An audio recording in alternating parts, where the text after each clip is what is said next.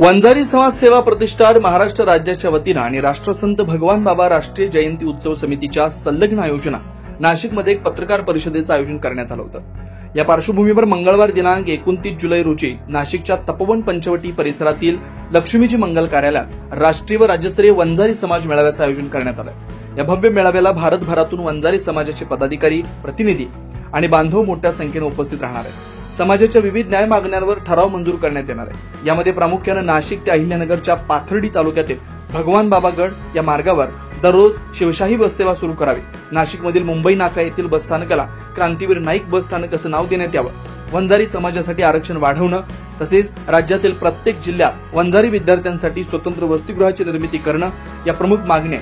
या मेळाव्यात राष्ट्रीय व राज्यस्तरीय समाजभूषण पुरस्कार देखील देण्यात येणार आहेत। समाज हितासाठी उल्लेखनीय कार्य करणाऱ्या 15 नामवंत मान्यवरांचा यामध्ये सन्मान करण्यात येणार आहे। या पत्रकार परिषदेत प्रदेशाध्यक्ष डॉक्टर एकनाथराव ठाकणे, राष्ट्रीय अध्यक्ष शशिकांत घुगे, राष्ट्रीय कार्याध्यक्ष नामदेव सानप, राष्ट्रीय खजिनदार शामराव गीते, राष्ट्रीय सचिव तुकाराम सांगळे, राज्य सचिव मल्हारी खेडकर, युवा आघाडी प्रदेशाध्यक्ष बाळासाहेब सानप, अॅडव्होकेट सुरेश रामभाऊ आव्हाड, कुंडलिक फड, नितीन सांगळे, माया बुरकुल, विनोद केकान यांनी समाजाच्या उन्नतीसाठी एकत्र येण्याचं आणि न्याय हक्कासाठी एकजुटीने लढण्याचं आवाहन केलं। डॉक्टर एकनाथराव ठाकणे, प्रदेशाध्यक्ष वंजारी समाज सेवा प्रतिष्ठान महाराष्ट्र राज्य।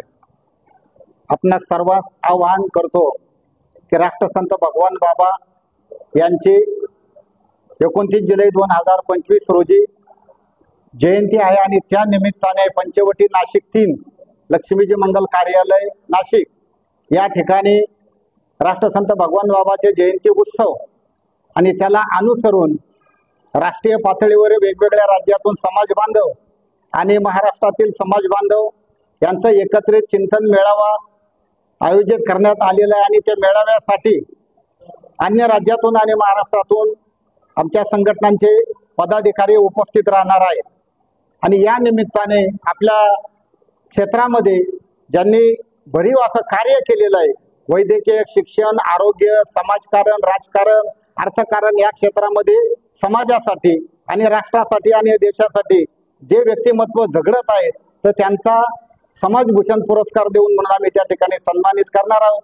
आणि त्याचबरोबर या चिंतन बैठकीमध्ये राष्ट्रसंत भगवान बाबांची जयंती आणि पुण्यतिथी या महाराष्ट्र सरकारने विनाविलंब आपल्या शासन स्तरावर शासकीय निमशासकीय कार्यालयामध्ये साजरी होण्याबाबत शासन निर्णय प्रकाशित करावा।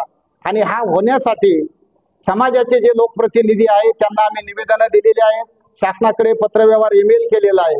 आणि भविष्यात हा प्रश्न जर सुटला नाही तर निश्चितपणे समाज बांधव आणि वंजारी समाज सेवा प्रतिष्ठान आणि राष्ट्रीय जयंती उत्सव समिती संघर्ष केल्याशिवाय स्वस्थ बसणार नाही। बाबा हे आराध्य लाखो लोकांचं श्रद्धास्थान आहे आणि त्यांची जयंती सर्व समावेशक व्हावी याचा उद्देश असा की त्यांचं जे बहुजन हिताय कार्य आहे, जे धार्मिक कार्य आहे ते समाजापुढे जावं आणि समाज घडवण्यासाठी आणि या महाराष्ट्राच्या जडणघडणीमध्ये जे काही कार्य चालू आहे तर त्यामध्ये लोकांना प्रेरित होण्यासाठी या जयंती उत्सव मोठ्या उत्साहात साजरा व्हावा हा एक आमचा मार्ग त्या ठिकाणी राहणार आहे। आणि वेगवेगळ्या मान्यवरांना निमंत्रित करून आम्ही त्यांचं स्वागत करणार आहोत। आणि देश पातळीवर जे काही राष्ट्रीय जयंती उत्सव समितीचं कार्य आहे, लाखो लोक संपूर्ण देशभर विखरलेला जो हा वंजारी समाज आहे, वंचित समाज राहिलेला आहे तर त्यांचे न्याय प्रश्न, प्रलंबित प्रश्न, आरक्षणाचे प्रश्न, शैक्षणिक प्रश्न, जात जनगणनेचे प्रश्न, त्याचबरोबर शैक्षणिक सुविधापासून वंचित असणाऱ्या मुलांना मुख्य प्रवाहात आणण्यासाठी वेगवेगळ्या सवलती या माध्यमावर आपला समाज आणि आमच्या संघटना कार्यरत आहेत। तरी हे सर्वांनी या कार्यक्रमासाठी उपस्थित राहावं अशी मी संघटनेच्या वतीनं विनंती करतो। माझ्या समवेत आज या ठिकाणी राष्ट्रीय सचिव तुकारामजी सांगळे, शामरावजी गीते, ॲडव्होकेट सुरेशजी आव्हाड सर, मायाताई बुरकुल, विनोदजी केकान, बोधले काका, त्याचबरोबर आमचे कुंडलिक फड आणि नितीन सांगळे हे राज्य आणि राष्ट्रीय पातळीवर पदाधिकारी उपस्थित आहेत। आमचा उद्देश एकच आहे की समाज उज्ज्वल व्हावा। जय भगवान, जय महाराष्ट्र। वंजारी समाजाच्या न्याय व हक्कासाठी राष्ट्रीय जयंती उत्सव समिती संलग्न वंजारी समाज सेवा प्रतिष्ठानच्या वतीने आज पत्रकार परिषद आयोजित करण्यात आलेली होती। 29 जुलै हा संत भगवान बाबा यांचा जयंती जन्मदिवसाचा कार्यक्रम जयंती उत्सव संपूर्ण महाराष्ट्रातच नव्हे तर देशभर साजरा होत आहे। त्या निमित्तानेच नाशिकमध्ये राष्ट्रीय स्तरावरील एक मोठी बैठक आयोजित करण्यात आलेली आहे, चिंतन शिबिर आयोजित करण्यात आलेली आहे. सदरील बैठकीमध्ये विविध समाजासाठी विविध स्तरावरील मान्यवरांना, ज्यांनी समाजासाठी मोठमोठे योगदान दिले, अशा काही मान्यवरांचा सत्कार या मीटिंगमध्ये किंवा या बैठकीमध्ये करण्यात येणार आहे. याच्यामध्ये 7 राज्यातील काही पदाधिकारी येण्याची दाट शक्यता आहे. राज्यभरातून महाराष्ट्र राज्यातून विविध जिल्ह्यामधून अनेक पदाधिकारी, मुख्य पदाधिकारी ते उपस्थित राहणार आहेत. संत भगवान बाबा यांच्या प्रतिमेचं पूजन करून बैठकीचं आयोजन करण्यात आलेलं आहे. त्याच पद्धतीने राष्ट्रीय जयंती उत्सव समितीचे प्रदेश उपाध्यक्ष विनोदजी केकान यांच्या नेतृत्वाखाली मालेगाव स्टँडवरून ड्रीम कॅस्टल पर्यंत एक शोभायात्रा आयोजित करण्यात आलेली असून संत भगवान बाबा यांची मिरवणूक काढून ड्रीम कॅस्टल येथे ते जे संत भगवान बाबा यांची जयंती उत्सव साजरा करण्यात येणार आहे, त्यांची जयंती साजरी केली जाणार आहे.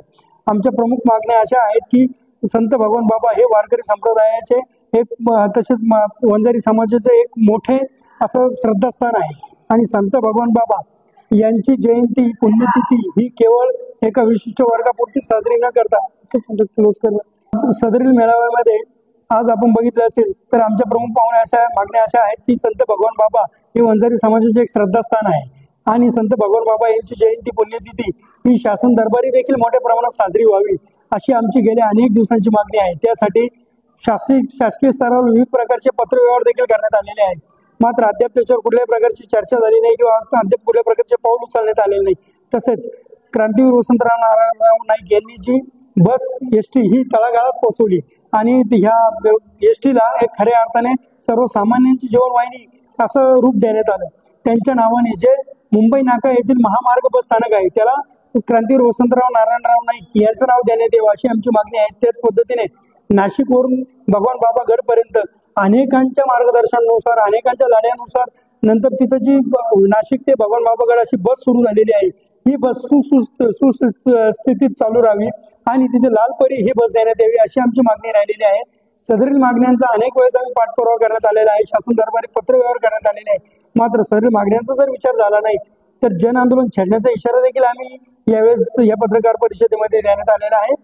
तरी सदरील मेळाव्यास भगवान बाबा यांची जयंती सोहळा आणि तपोवनामध्ये लक्ष्मी मंगल कार्यालयामध्ये नाशिक जिल्ह्यातील समाज घटकांनी, विविध स्तरावरील समाज घटक काम करत असणाऱ्या सर्व समाज बांधवांनी मोठ्या संख्येने उपस्थित राहावं असं आवाहन या निमित्ताने करण्यात येत आहे. त्यावेळी आमच्या या सदरील पत्रकार परिषदेस डॉक्टर एकनाथरावजी ढाकणे, विनोदरावजी केकान, मायाताई बुरकुल, तुकारामजी सांगळे, श्यामरावजी गीते, कुंडलिक फड, नितीन सांगळे, बोधले काका असे मान्यवर आज उपस्थित होते. राष्ट्रीय जयंती उत्सव समिती तथा वंजारी समाज सेवा प्रतिष्ठान या समितीमार्फत आम्ही भगवानगडाला जाण्यासाठी प्रवाशांची किंवा भाविकांची सोय व्हावी या उद्देशाने संपूर्ण महाराष्ट्रातून जिथे जिथे आपला समाज आहे किंवा भगवान बाबांना मानणारा जो भक्त आहे त्यांच्यासाठी जाण्याची सोय व्हावी म्हणून आम्ही अनेक बसेस सुरू करण्याचा प्रयत्न करतोय. त्याच माध्यमातून आम्ही आतापर्यंत केलेले आहे. आजच्या परिस्थितीमध्ये भगवानगडावर एकूण 20 बसेस येतात. त्यापैकी आपण नाशिक आणि नगर जिल्ह्यातील लोकांना तिथं जाण्यासाठी नाशिक ते भगवानगड अशी शिवशाही बस सुरू केलेली आहे. परंतु ती बस चालू झाल्यापासून ती नियमित रस्त्यामध्ये बंद पडते, तिचा बिघाड होतो आणि भाविकांना मनस्ताप करावा लागतो. माननीय छगनरावजी भुजबळ साहेब यांनी मागील 6 महिन्यापूर्वी आगार व्यवस्थापकांना लालपरी गाड्यांना देण्यात यावे अशा पद्धतीचं पत्र केलेलं आहे, पत्र दिलेलं आहे.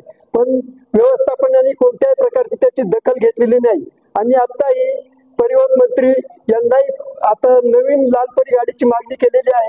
तर ती सदर गाडी आम्हाला 15 दिवसाच्या आत मिळावा अशी आमची शासनाकडे विनंती राहील. आणि आमची ही जी गाडी शिवशाही चालू आहे ही गाडी चांगल्या अवस्थेत असावी किंवा ती बदलून मिळावी आणि अनेक वेळा मागणी करू नये. ती गाडी नेहमीच रस्त्यात बंद पडते. त्या गाडीची जर सुधारणा झाली नाही किंवा आम्हाला ती गाडी बदलून जर मिळाली नाही तर आम्हाला रस्त्यावर उतरून तीव्र आंदोलन करावं लागेल. ही मी समितीच्या वतीने असं जाहीर करतो. 9 न्यूज महाराष्ट्रासाठी प्रतिनिधी अनिल केदारे, नाशिक.